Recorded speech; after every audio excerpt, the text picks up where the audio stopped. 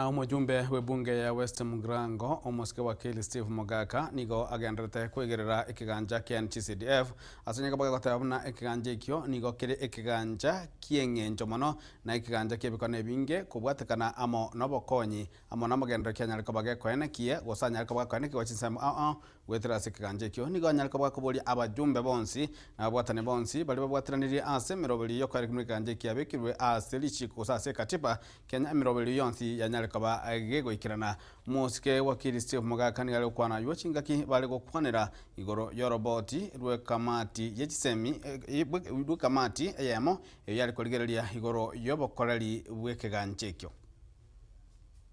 NG-CDF as a fund is a miracle fund. In fact, it is now making me believe that it is not only a fund but a development model. Because in our economics, you are being taught of development models created or invented by certain people in the Western world.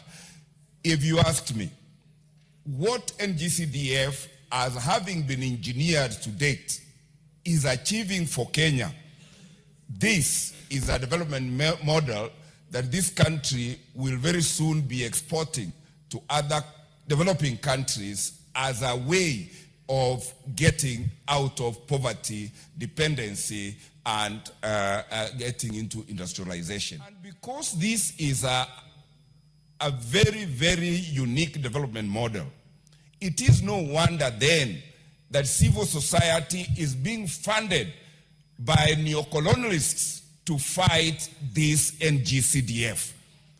Why is it that every time this NG-CDF is taken to court, it is taken to court by civil society? Who funds the civil society?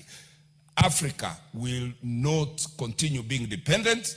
We are like M-Pesa, capable of evolving and creating development models like NG-CDF that will change the world. I want to urge all those who have to play their role to complete the entrenchment of NG-CDF in the Constitution to do their role, because this is a development model managed by, the lowest of the low. Yeah, the committees at the constituencies, the committees at the implementation stage, and this is where even the locals will always come and see what their money is doing. And I want to encourage us members that as much as NG-CDF may be demonized, as much as it is fought, we know that the majority of Kenyans are for CDF. We know that we represent those majority of Kenyans. Let us bite the bullet and ensure we protect the people, we protect their fund, and we ensure that it is enhanced rather than threatened by those anti-developmental neocolonialist agencies. Now,